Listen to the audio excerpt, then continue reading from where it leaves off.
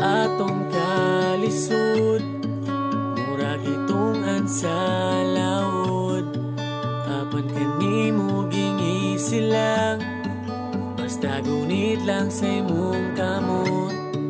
Pirming maminaw sa imong pasalig, mga problema mo ilahos. Imong bulawan nga kasing-kasing, nga sa amo nagpasalipod. Ayaw og hilak o salig lang, di makalimtan imong ingon.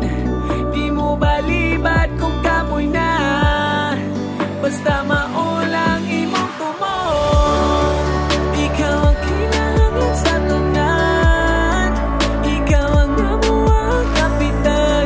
Dili ka mo biya, dili ka mo biya, dili ka mo biya, dili ka mo biya.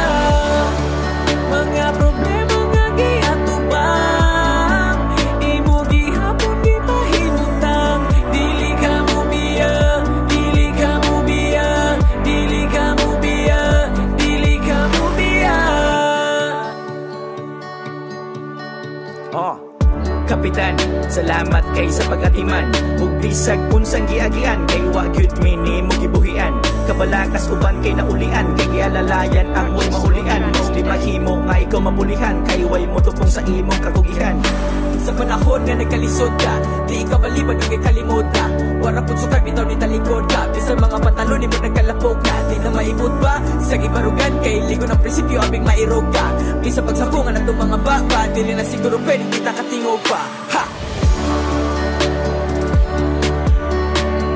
Nahang pagkatao sa iyang hiyas, nasa iya ang pagkamatinapang. Ang nga na kuha ni Katitan nga nasaan niya nga kuha na tumanda na. Mga problema nga giatubang, imo gihapon di mahimutang.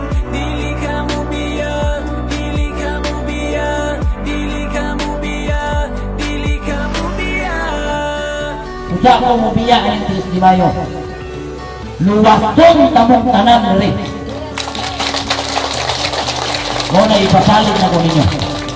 Luwas doon na po ang inyong lukas.